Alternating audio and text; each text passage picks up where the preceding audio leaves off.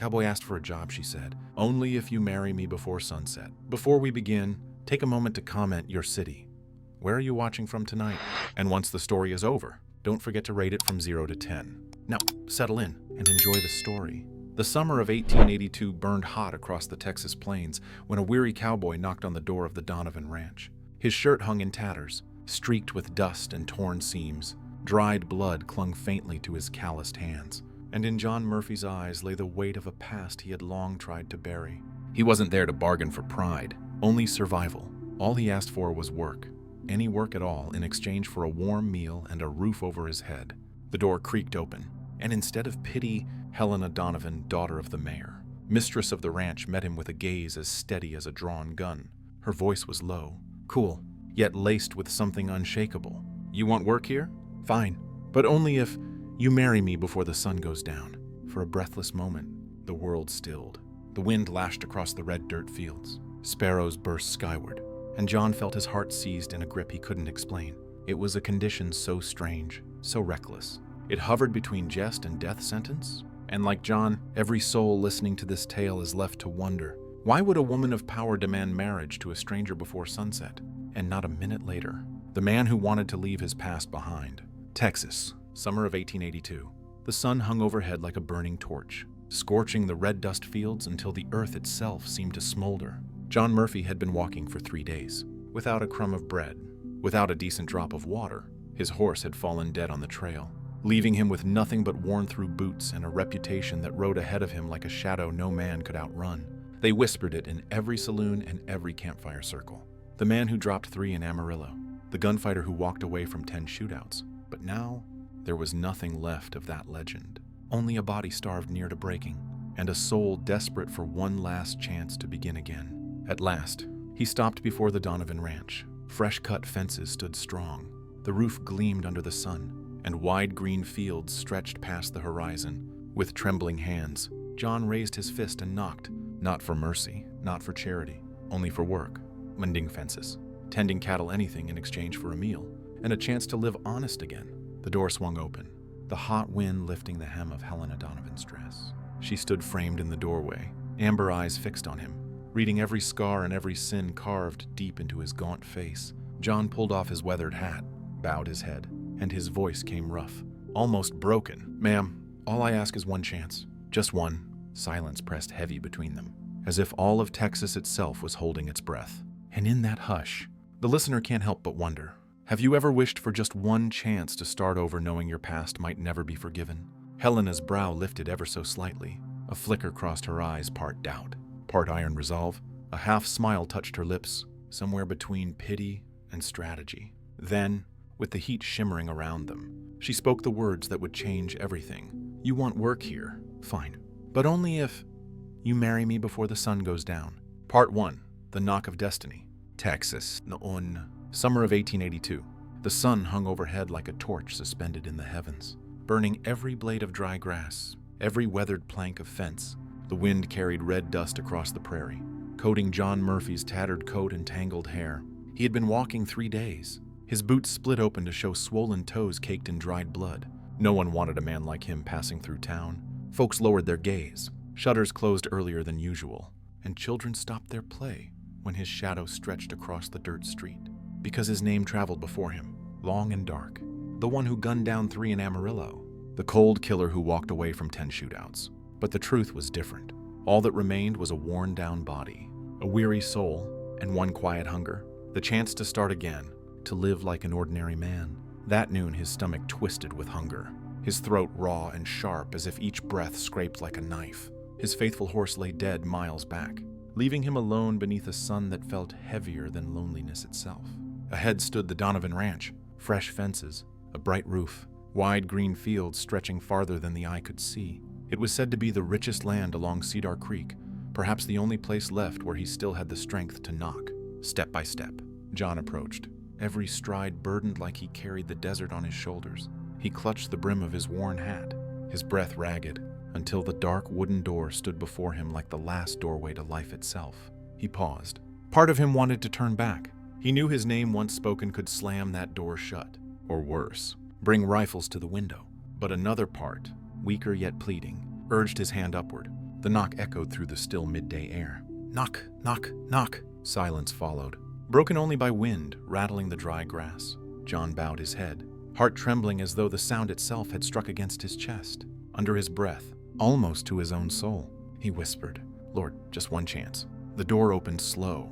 Light spilled from within, casting across his lined and hollowed face. And there, not the stern old rancher he had pictured, but a woman, Helena Donovan. Her pale blue dress rippled in the wind, auburn hair touched by sunlight, and eyes the color of amber that seemed to pierce straight through him. Eyes that saw not just the man, but the sins carved deep within him. Time faltered. John felt small, exposed not under pity, but under scrutiny, and perhaps, beneath it all, a flicker of sorrow she did not let show. He tugged off his battered hat, bowed his head, his voice cracked and low. "Ma'am, I ask only for work, a meal and a place to rest. I can mend fences, tend cattle, sweep out stalls, whatever you need." The wind fell quiet. Only her gaze remained, weighing him. John trembled. Those amber eyes made him feel as if his blood-stained past lay bare on the porch. She gripped the hem of her dress, fingers tightening as her heart raced. The heat of Texas did not trouble her face. It was this stranger that unsettled her. He looked like any drifter, worn and hungry. But then there were the eyes, gray, sharp, weary yet watchful, the eyes of a man who had stared into death's abyss and walked back out. She tilted her head, her voice quiet but firm. "Who are you?" John lowered his gaze. "Just a drifter, looking for work." A humble reply. Yet Helena noticed the way his hand hovered near his waist, where a holster once hung. The weapon was gone, but the habit betrayed more truth than words, and then a name rose in her memory. John Murphy, the man who had dropped 3 gunmen in Amarillo in a single afternoon. The name whispered through Cedar Creek, half in fear, half in awe. A killer. Yes, but also the man who had once saved a merchant family from border raiders, only to carry more blood on his hands. Helena drew a long breath. She knew she stood before a double-edged blade. A man like this, desperate enough to knock on her door, could mean ruin or salvation. The wind whipped her hair, carrying red dust into the porch, and in that instant she saw her own reflection in him, bound by fate, aching for escape. She whispered, almost to herself, "Murphy, John Murphy." He startled, lifting his eyes. They held no denial, only exhaustion. He gave a quiet nod.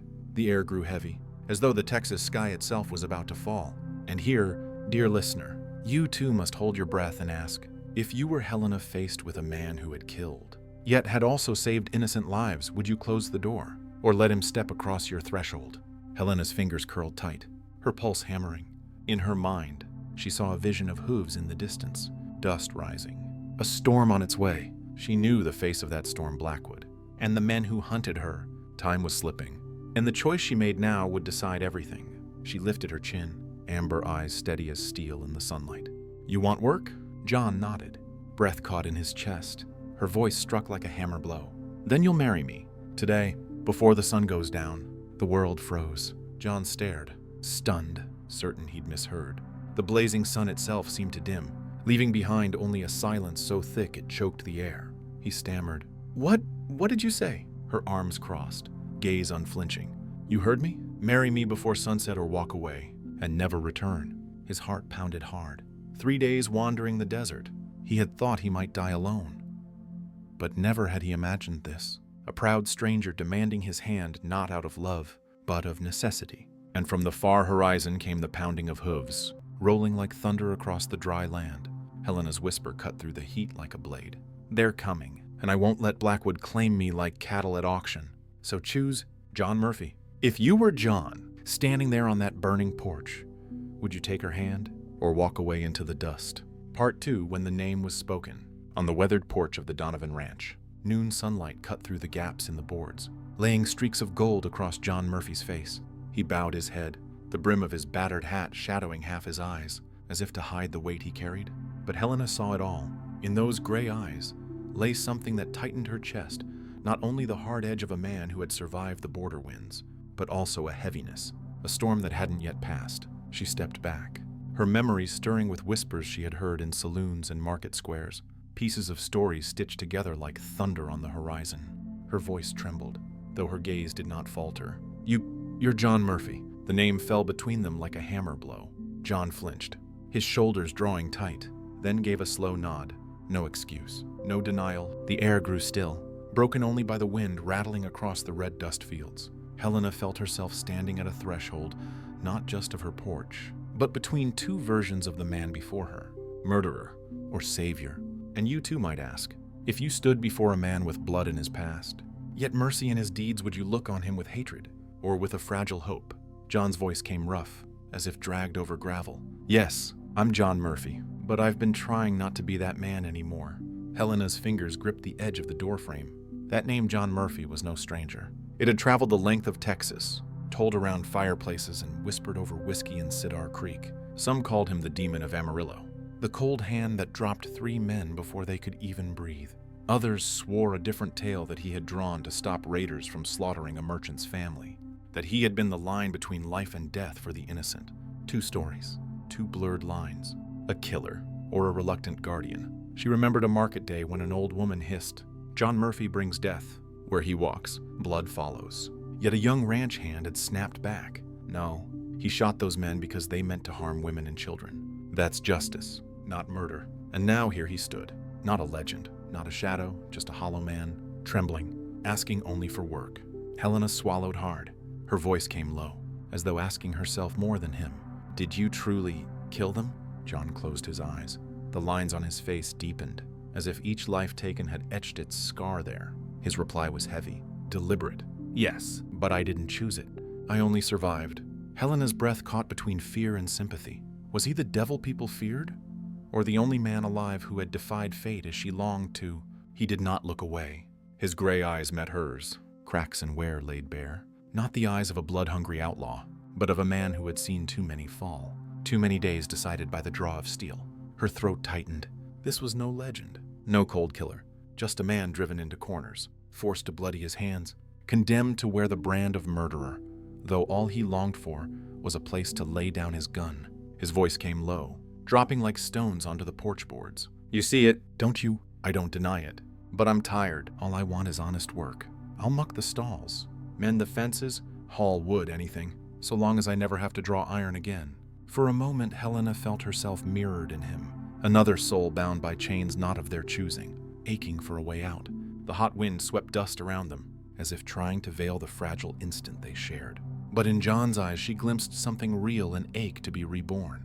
Helena stood silent in the doorway, her heartbeat pounding against the distant echo of hoofbeats far out on the plain. Before her stood John Murphy, a name wrapped in darkness, a man who had killed, yet who had confessed without flinching. And in that moment, she knew her choice would decide everything. Close the door, and she might buy safety only to be bartered away to Blackwood like cattle, or let him step inside and gamble honor, land, and life itself on a stranger whose only weapon left was a plea to be human. Her gaze rose to him, sun-browned face, beard rough, hands trembling with hunger, but in his eyes, a light she had never seen in any man who had come calling before. The plea for a second chance, Helena whispered, almost to herself. Murderer, savior, or just a man who wants to leave his past behind. John said nothing. He didn't beg, didn't defend, only lowered his head and waited for her judgment. Her grip on her dress slackened, and then, with sudden resolve, she let go. The door remained open.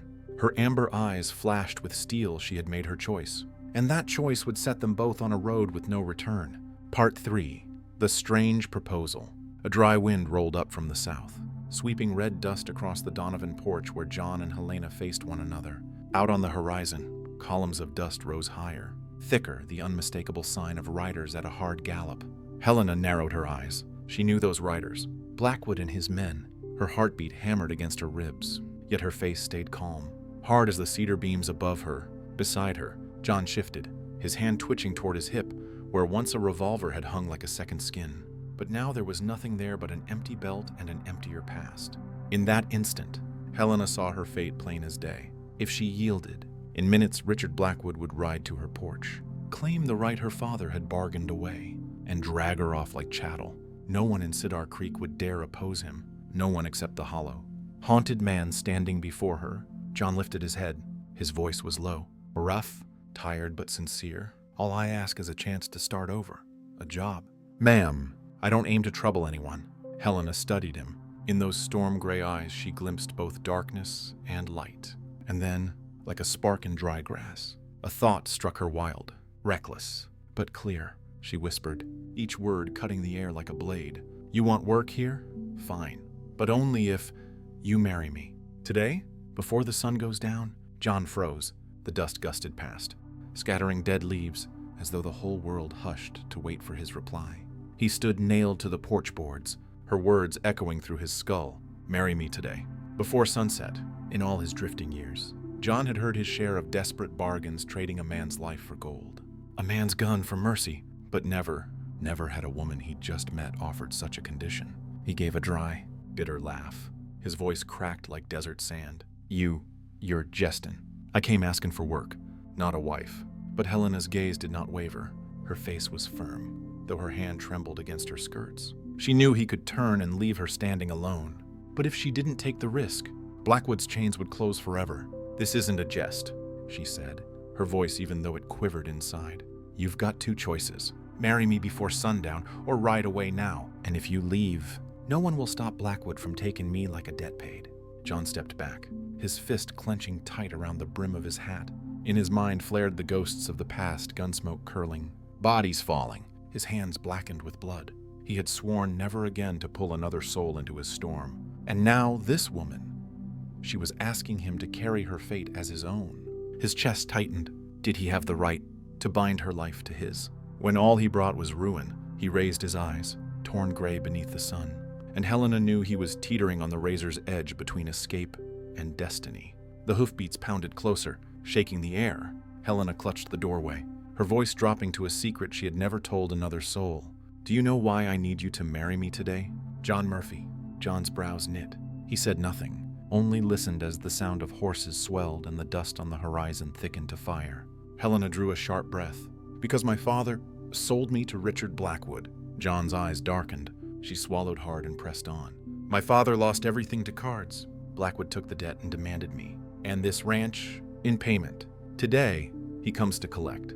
If I'm unmarried, he'll drag me away like property. Her voice caught, but her amber eyes blazed with defiance. But if I'm a wife, even by law alone, he cannot touch me. The church, the town, the law itself will stand with us. John fell silent.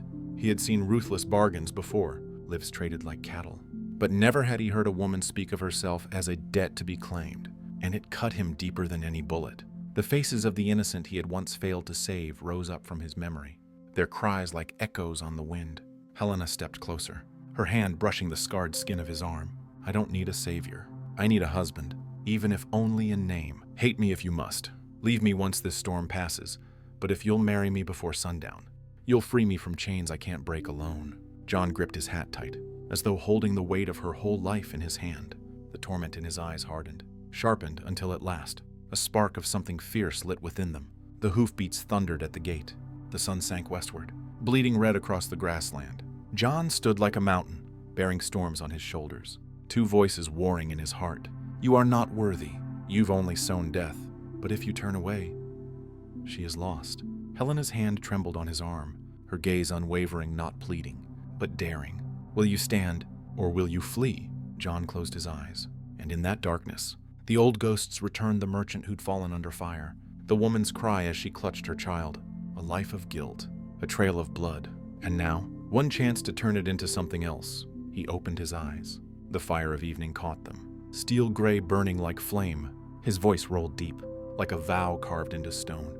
All right, I'll marry you before the sun goes down. Helena's breath rushed out, her eyes glistening. A tremor of relief and resolve touched her lips with the faintest smile. She turned toward the horizon, where Blackwood and his riders broke through the dust, and she tightened her grip on John's hand. And in this moment, dear listener, you too may feel a sting in your chest. Sometimes the choices born of desperation are the very ones that kindle true love. The wind howled, the dust rose high, and on the Donovan porch, a marriage was forged not with rings, not with flowers, but with the raw choice between life and ruin. Part 4, The Shadow of Blackwood. The earth trembled. Hooves struck the ground like hammers pounding against a coffin lid. Out of the horizon came 5 riders, the dust rising behind them in a storm-dark wall. At their head rode Richard Blackwood, a giant of a man in a tailored black vest, wide-brim hat casting his face in shadow. The way he sat a saddle alone was enough to rattle the weak-hearted. Helena stood tall on the porch, her blue dress whipping in the hot wind, auburn hair brushing against her cheeks. Her hand gripped John's, and though her fingers trembled, she did not yield an inch. The fear in her eyes had hardened into resolve, the kind of resolve only a woman has when her freedom is at stake. John felt the tremor in her hand. He knew what it meant. She was standing against the man who owned the town, the man no one dared defy. He squeezed her hand back, his silent vow clear. I am here. I won't let go.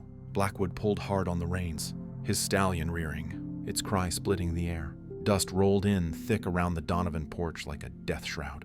His eyes sharp as knives fixed on Helena. Helena, he said, voice smooth but heavy with menace. The time has come to honor your father's word. Helena lifted her chin. She did not bow, did not flinch. Her grip on John tightened.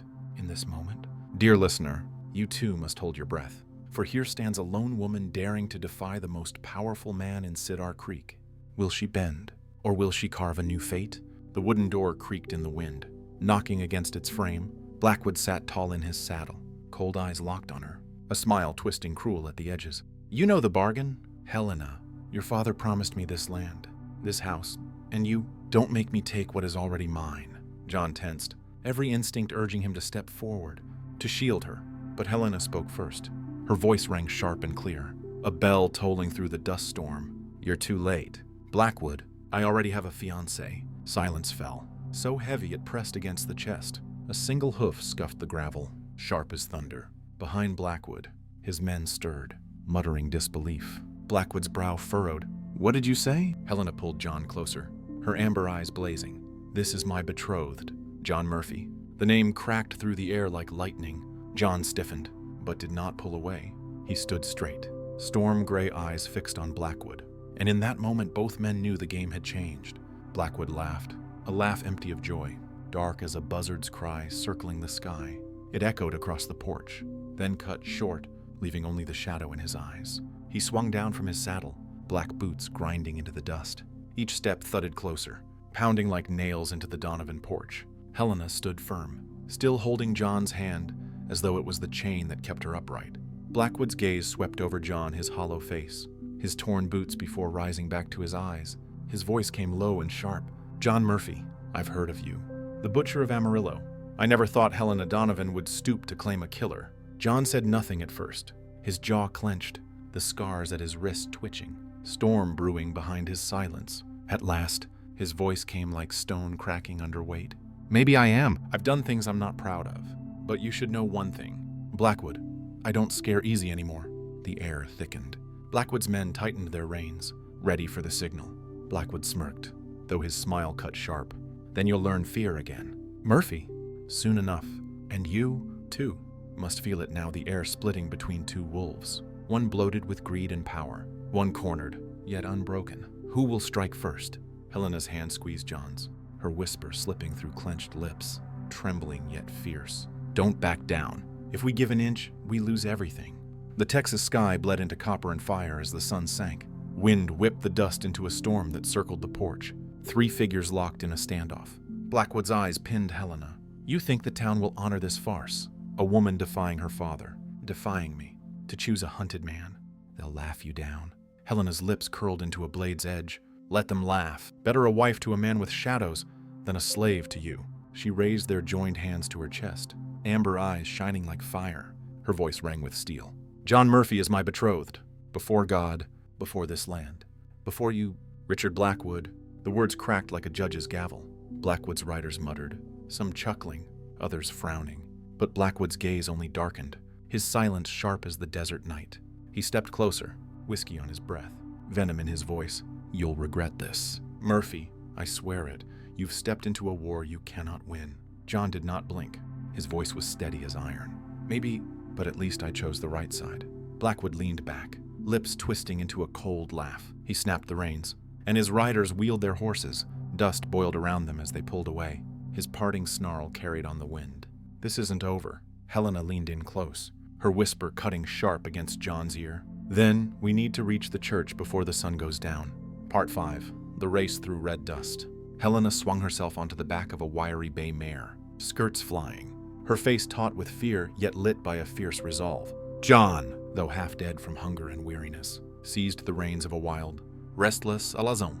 His body sank into the saddle with the instinct of a gunman who had lived as long on horseback as he had by his gun. With a single sharp nod, they kicked hard. Horses lunged forward, breaking from the Donovan porch in a storm of dust. The wind ripped past, red dirt rising to swallow the furious shouts of Blackwood behind them. The road stretched ahead, cracked and endless through dead fields.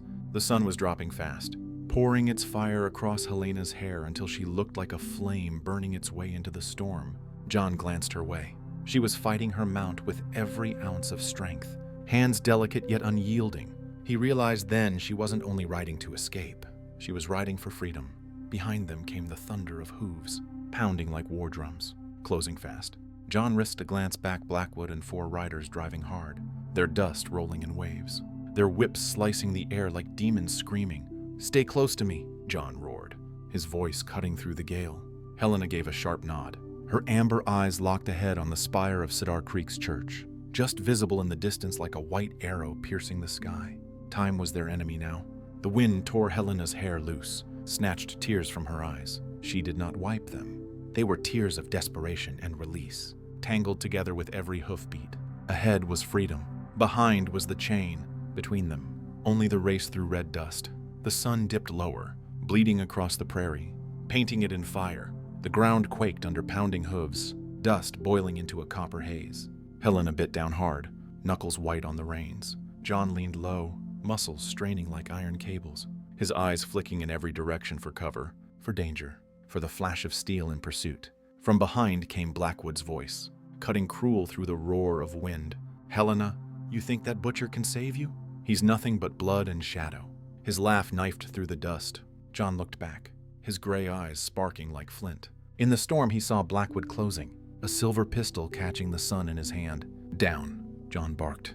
The gun cracked. A bullet sliced through the air. John jerked his horse hard, dust exploding around them. The shot ripped through the hem of Helena's skirt, grazing close enough to steal her breath. She gasped, but her hands did not let go of the reins. John pressed closer, throwing half his body between her and the gunman, eyes locked like cold steel on Blackwood. The chase became a storm of phantoms, dust and fire swallowing the world. Helena's voice broke through, raw but unwavering. "We must reach the church, whatever it takes." John gritted his teeth. "We will, before the sun dies." And then, faint but clear, came the toll of church bells, carried on the wind like the voice of destiny itself. Their horses flew, hooves striking sparks from the broken earth.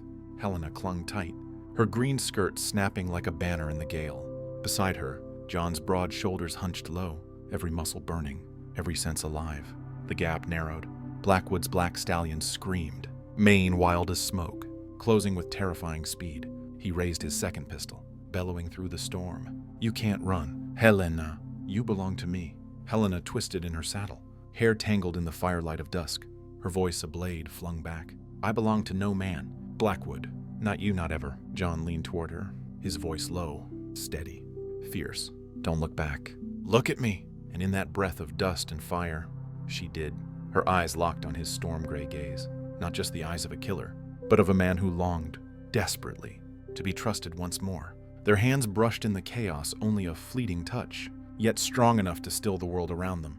The town of Cedar Creek opened ahead, roofs washed in blood-red sunlight, its main street already filling with faces peering from porches. Children cried. Men pulled their wives inside, as the duel between freedom and tyranny stormed straight into their midst. The church stood at the far end, white spire cutting against a burning sky.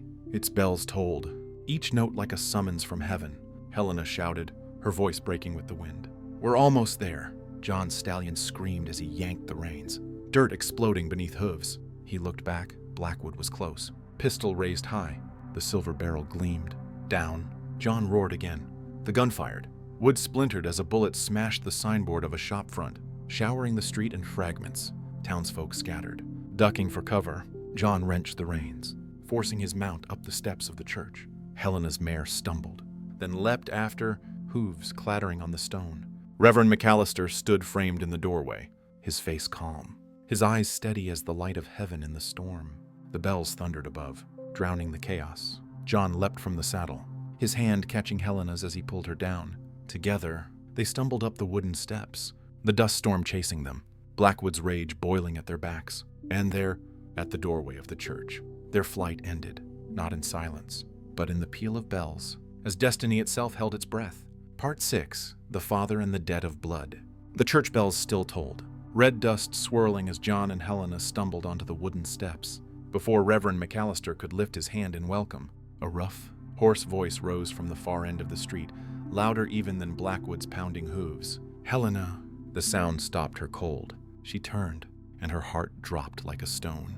From the crowd, a massive figure emerged, Mayor Donovan himself, his black coat strained against his belly, his heavy steps dragging beneath the weight of shame. Sweat streaked his brow, not just from the heat, but from the fear of being laid bare before his own town. His eyes burned into his daughter. A storm of anger and confusion, townsfolk pressed against porches, whispering low. Everyone in Cedar Creek knew the mayor was drowning in debt, but never had the truth been dragged into the open street. Now, it was laid plain before heaven and dust alike. "Father," Helena's voice cracked, her amber eyes blazing with tears. Donovan halted a few yards from the church steps. His voice wavered, broken and raw. "What are you doing? Will you shame me before the whole town?" "Come down." "Helena, you know I promised you to Blackwood. It's done. It's settled." John stepped forward, shielding her, his gray eyes cold as cut stone. He said nothing, but his presence alone was defiance enough. Helena's grip tightened on John's hand. She lifted her chin, eyes locked on her father. "Father, do you really see me as nothing more than a wager to pay your debt?" Donovan faltered. In the dying sun, his shoulders sagged, trembling. He could not speak at once, for the truth itself tasted like ash. The street grew heavy, silence falling over the crowd. Blackwood sat his horse, amused, savoring every drop of ruin. He didn't need a bullet to destroy a family. Sometimes shame was sharper than lead. At last, Donovan swallowed hard, his voice gravel in grief. "Helena, I had no choice, I thought. After all these years as mayor, I could keep control. But the cards, they took everything." Blackwood, he held out his hand, and in exchange, he faltered, his head sinking low, fingers clenching his hat like a condemned man gripping a noose. He said, if I gave him my daughter, the debt would vanish. The land would stay in our family. I thought.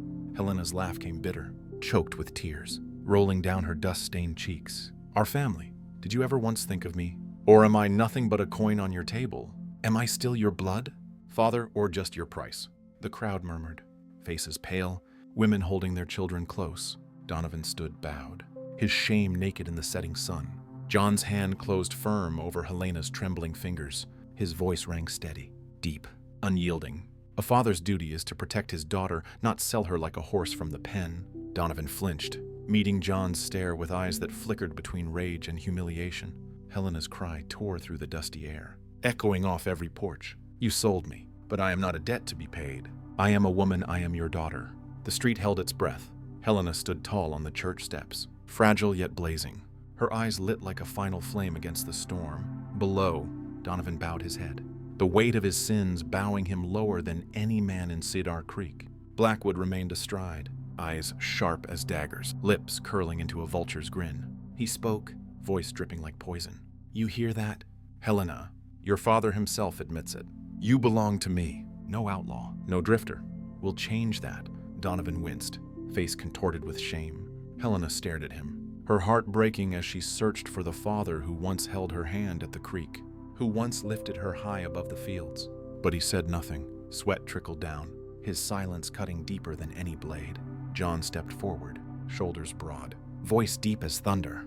"You're wrong, Blackwood. Helena belongs to no one.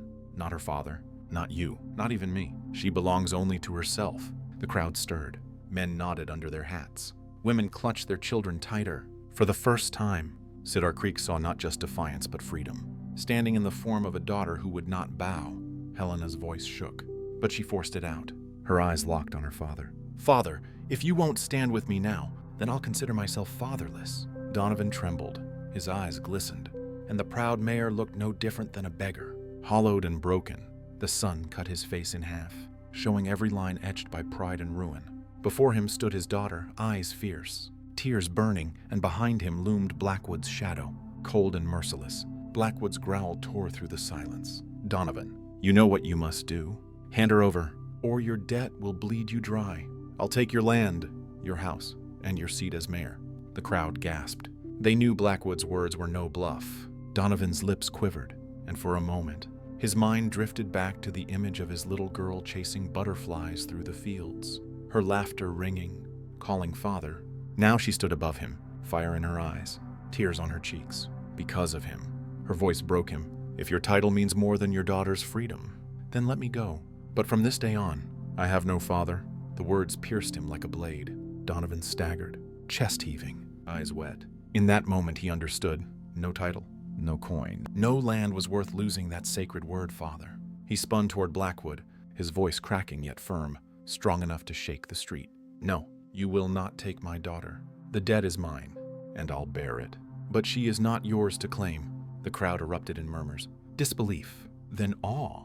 Helena's tears broke free.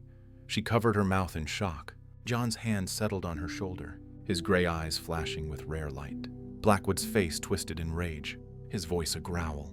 You'll regret this. Donovan, you and that drifter both. But Donovan's words rang clear, his shame shed like chains. Perhaps, but at least, I keep my daughter. The church bells tolled again, long and deep. In the crimson light of sunset, Helena collapsed into John's arms, while Donovan bowed his head low, at last unburdened by the blood debt that had haunted him. Part 7, The Interrupted Wedding. Inside the old wooden church, silence pressed so tight that the creak of the floorboards under their boots rang like gunfire. Through the tall windows, the last light of day poured in red as blood, staining the altar in a fiery glow.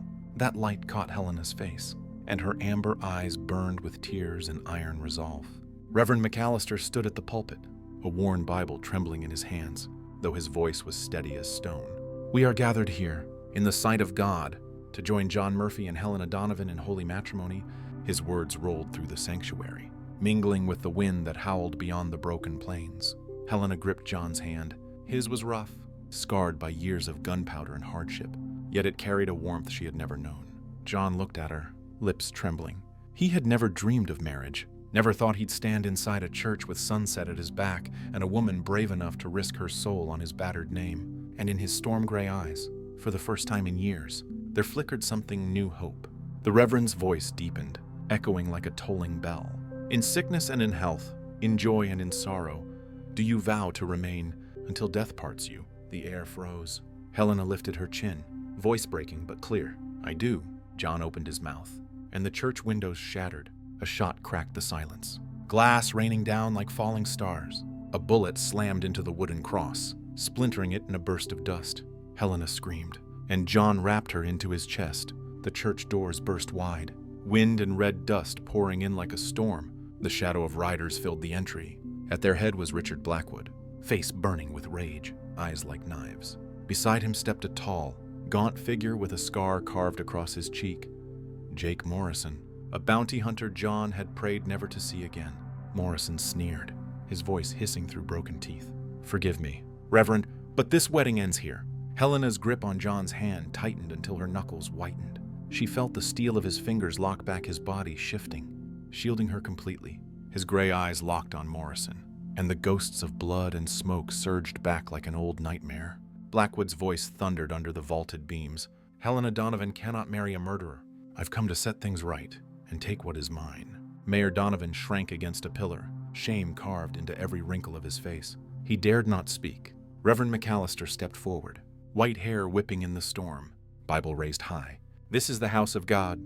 No man will turn it into a killing ground. Morrison's laugh was a blade across stone. His Colt gleamed in his hand. God may forgive, Reverend, but this gun doesn't. The metallic click of his revolver echoed like a death knell.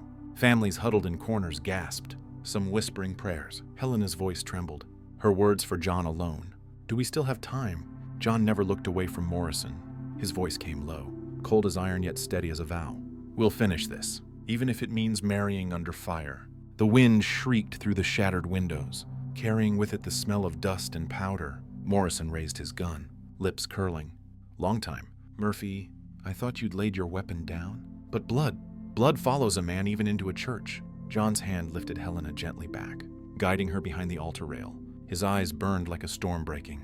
Jake Morrison, he rasped, thunder in his tone, still killing for coin, still counting silver over graves. Morrison's laugh cracked like a whip.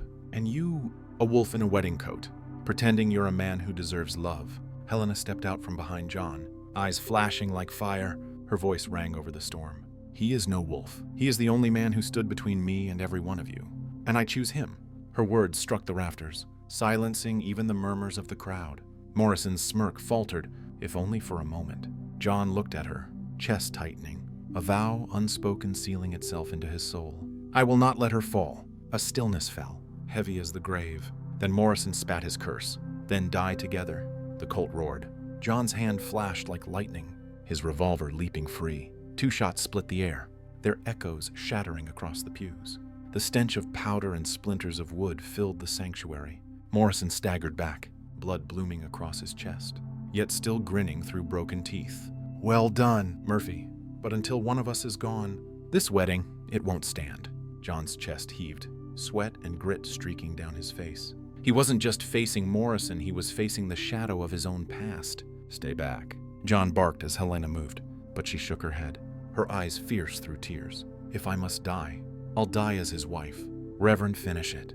Morrison laughed, bitter and cruel, but McAllister's voice rose, trembling yet sure, Bible lifted high. "Then I ask again, Helena Donovan, do you take John Murphy in joy and in sorrow, until death parts you?"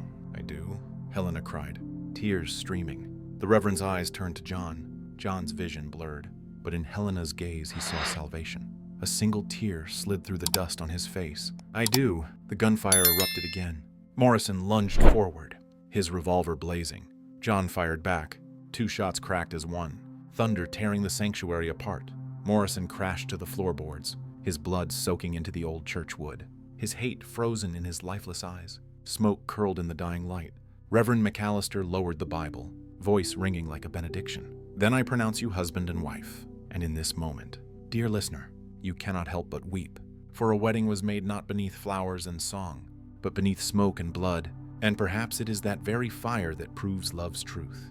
Helena fell into John's arms, both trembling, both clinging tight as the church bells tolled. Outside, Cedar Creek burned red in the sunset. Inside, amid the ruin and the gunpowder haze, a love was born equal to destiny itself. Part 8, Duel with the Past.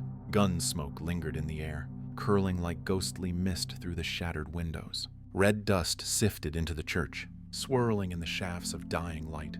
Morrison lay sprawled in the center aisle, his long frame twisted, his lifeless eyes frozen with hate. John stood over him, chest heaving, Colt still smoking in his scarred hand. He stared not at a fallen foe, but at the mirror of his own past, the Knights of Amarillo, the faces crumpling in the dirt, the cries that never stopped echoing in his soul. Helena gripped his hand tight, whispering through trembling lips, "John, it's over. It's done." But he shook his head. The gray in his eyes carried a bitter storm. "No, it's never done. Every bullet I've fired Morrison or any other, it carved a scar on this soul that never fades." Reverend McAllister stepped forward, shielding Helena's eyes from the blood on the floor. His voice was low but steady, like a hymn rising through smoke. "The past is a shadow, but no man is bound to live in it forever. Today you chose love. Don't let it die with the bullets." John clenched the revolver until the veins bulged along his hand.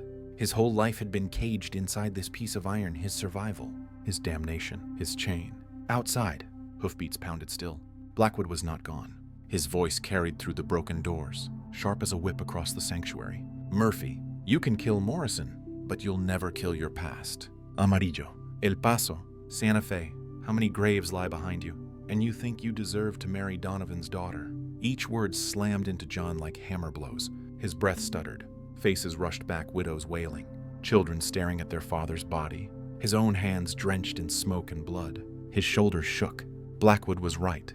He had been death-walking in boots. Could such a man ever be worthy of Helena's hand? Helena saw his tremor. She laid her small, dust-streaked hands on his rough ones, whispering steady as a breeze in a storm. "John, look at me." He raised his head. In her amber eyes he found no fear, no disgust, only trust. "You're not the man you were yesterday," Helena said, tears burning as her voice struck steel. "You are the man who took my hand, who stood beside me when the world turned away. I don't need a saint. I only need you." John Murphy. His jaw clenched until blood filled his mouth. Never once had anyone offered him forgiveness. Never once had anyone spoken his name with faith instead of fear. And now, in her gaze, he found the rope pulling him back from the pit. Outside, Blackwood's roar split the air. "Take him. Kill if you must." 5 riders stormed the church, boots pounding, guns glinting in the blood-red light. The boards shook under their weight. the storm shrieking through the broken windows. John shoved Helena behind the altar rail, his face turning to iron. The Colt weighed heavy in his grip, every shot a step back into the abyss. But if he didn't shoot, Helena would die, the shadow whispered. Kill, like you always have. Only blood will save you.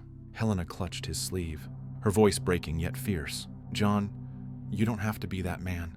Protect me not with blood, with your heart. He closed his eyes for a breath, pulling deep into his lungs. When they opened again, the storm inside had changed. His gun lifted, but not to kill.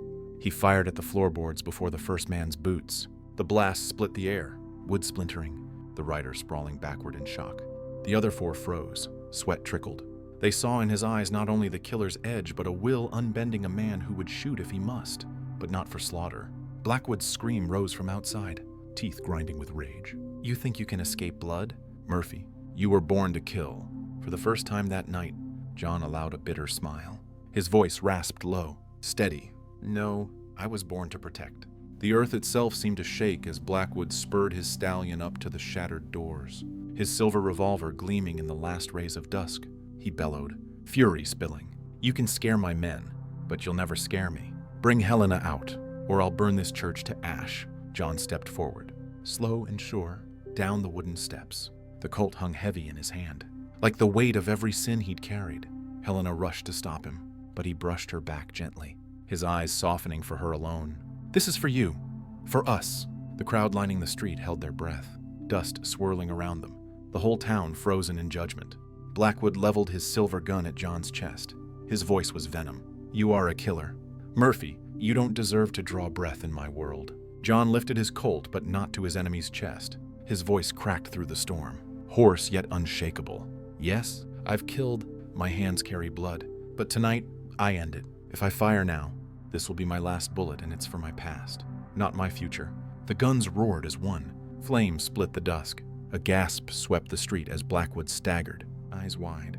His silver revolver spun from his hand, shattered, clattering across the dirt. Blood streamed from his palm as he dropped to his knees in the red dust, staring up in shock.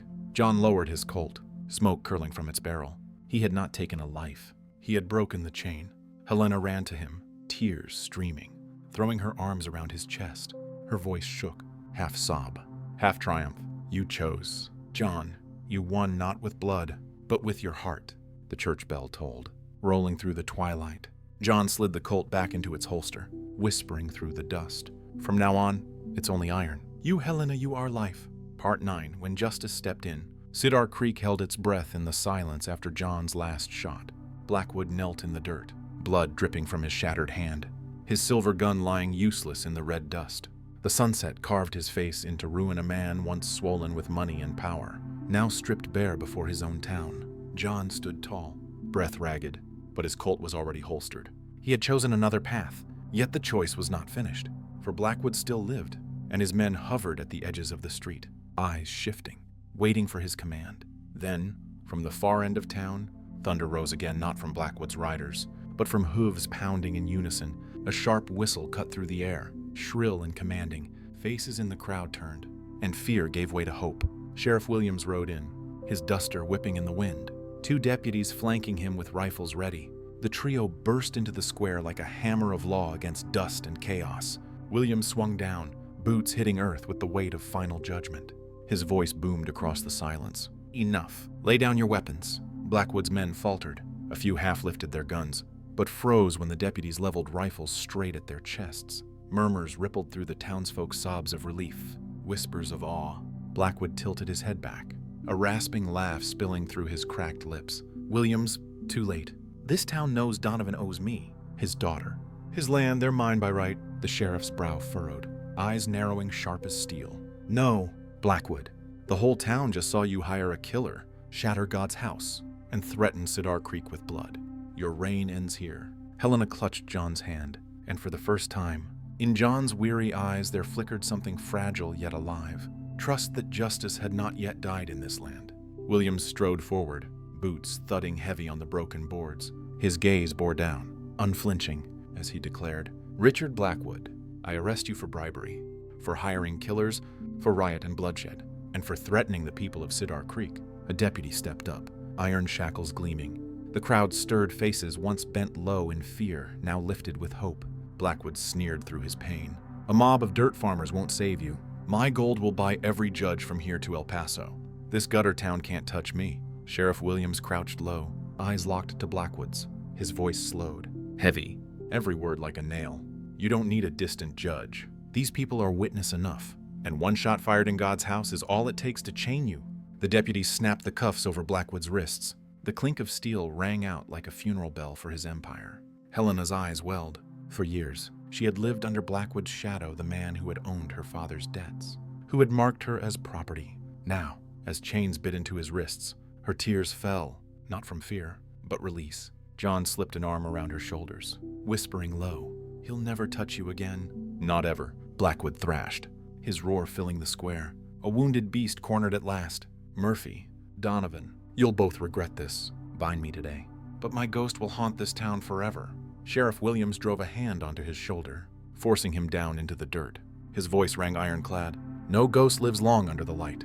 From the crowd, an old woman's cry split the silence. "I saw him. He paid men to burn my barn last month, wanted my land for nothing." Gasps rippled. Then a thin, stooped man hobbled forward on his cane. "My boy's arm was broken by Blackwood's men, 'cause we wouldn't sign his papers. Thought we'd stay quiet forever. Did ya?" One by one, voices rose. Stories spilled of stolen cattle, forged debts, threats, and beatings. Each word a stone cast. Each memory another weight pressing Blackwood down into the dust. Williams turned, eyes sweeping the townsfolk, his voice thundering. Justice is not only the law of steel. It is the voice of the people. Today, that voice has risen, and I will see it carried through. Helena's chest tightened, looking around. For years, these people had been silent, cowed beneath Blackwood's wealth and cruelty. Now they stood tall, their voices no longer whispers, but a chorus for freedom. From the crowd, Mayor Donovan stumbled forward, his face hollow, his years etched deeper. His voice shook, but it carried, "I too, I bear guilt. I sank in debt. I offered my own daughter into his hands to hide my shame. I deserve scorn. But let it be told plain, Richard Blackwood strangled Cedar Creek with his poisoned gold." The square fell still. Helena pressed her hand to her mouth, tears breaking free. John's hand found her shoulder, steady, grounding. Blackwood spat curses, eyes blazing like a dying wolf. "Fools! You think your words matter? I have gold. I have men." But not a soul bent their head. Eyes glared back, solid as stone. Williams gave a curt nod. The deputies pulled Blackwood to his feet, chains biting deep, rattling louder than his fury. His howl carried across the square, but no one flinched. "Lock him down," Williams ordered. His voice was not just command, it was deliverance. "Tomorrow, this town will hold its own trial. Every witness here will speak. Justice will be written in Cedar Creek by the people themselves." The crowd erupted cheers, sobs, prayers rising into the cooling air. A woman dropped to her knees.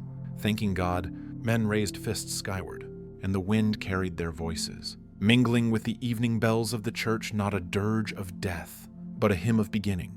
Helena buried her face into John's chest, trembling, but her tears were no longer despair. They were hope. "At last alive. We did it," she whispered. John stroked her cheek, his gray eyes soft, distant. "No, Helena, not just us. This whole town stood up. Justice isn't in my gun anymore. It's in their hearts." A few paces away, Donovan stood bowed, his voice a broken rasp. "I'm sorry for everything." Helena turned. Pain still burned in her eyes, but so did the fragile light of forgiveness. She gave a single nod. No words, just a look. Sometimes that was enough. And you too, listener, can feel it, the weight lifting. Justice is not merely chains on the wicked, but a people reclaiming their voice. It is a daughter finding her strength, a father bending under truth, a town born again in courage. Above them, the red sky faded into violet dusk. The church bells tolled once more, not to mourn the dead, but to herald a new dawn. John laced his fingers with Helena's, whispering in the hush. "Tomorrow, we'll call this home." Part 10, The Kiss at Sunset. Inside the old wooden church, the air still carried the sting of gunpowder and red dust. Shattered glass glittered across the floorboards, catching the last golden light of day like broken tears turned to flame. Splintered pews and bullet-scarred beams stood as silent witnesses to the battle just past. Reverend McAllister climbed the altar steps, hands trembling, but his eyes alight with a strange, steady fire. He looked to John, then to Helena, their faces still smudged with smoke and dust, yet their eyes burning with something pure, stronger than death itself. Love tested in blood and fire. His voice rose, low and hoarse, yet ringing across the hushed sanctuary. We have seen violence. We have heard the thunder of guns. But before us now are two souls who chose to stand together not by debt, not by force, but by the calling of their own hearts. Helena's shoulders trembled, her hand tightening in John's rough palm. Tears clung to her lashes, but her lips curved into a fragile smile. John looked down at her, and for the first time in his life, his storm-gray eyes softened, as if every scar of his past had found its resting place. The Reverend opened his weathered Bible. His voice shook, but his words held weight. John Murphy, do you vow to walk with Helena Donovan through light and shadow, to guard her and love her until death itself divides you? John drew a deep, quaking breath. His chest heaved. Then his answer fell, raw and steady, echoing through the rafters. I do. A hush fell. A woman stifled a sob. Helena lifted her chin, eyes shimmering like stars through tears. And you, Helena Donovan. The Reverend pressed on. Do you vow to walk with John Murphy in joy and in sorrow, in trials and in truth, until death itself divides you?